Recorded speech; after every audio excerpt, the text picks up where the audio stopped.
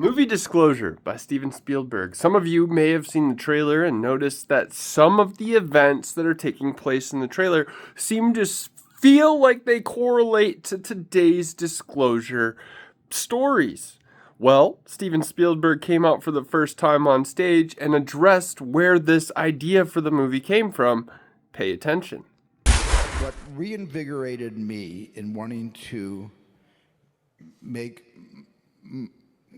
the first UFO movie I've made in 50 years, because it'll be almost 50 years since Close Encounters was released in '77, was when the New York Times came out in 2017. And it was an article written by Helene Cooper and Rosenthal and I believe Leslie Kean.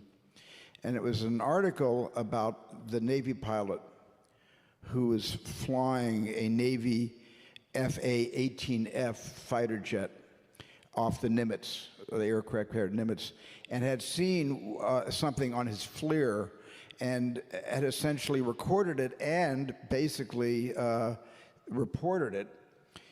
And the New York Times, and I believe it might have been, I forgot who leaked it to the Times, but it was leaked to the New York Times. And they wrote this very serious article about is there a cover-up? Has the government or the military, Air Force, the Navy been covering this up?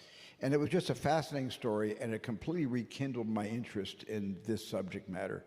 And then, of course, there was a subcommittee hearing in 2023, which some of you might have seen, with three former, one person worked in intelligence, one was a Navy pilot, and two were in the military. And it was a fascinating Q&A under oath, by the way.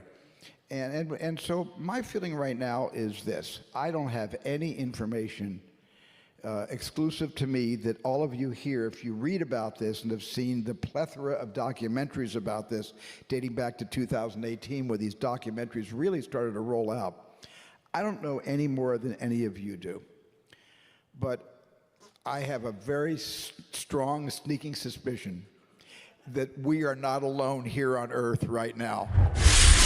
Well, there you have it. If that ain't interesting, I don't know what is. He literally claims that today's events that are taking place correlate back to his movie. Now, he says he doesn't know any more than us, but he has a sneaking suspicion that we're not alone on this planet. Interesting, isn't it? Now, it's interesting that he says that because he has had advisors in the past on other movies, like the Close Encounters of the Fourth Kind.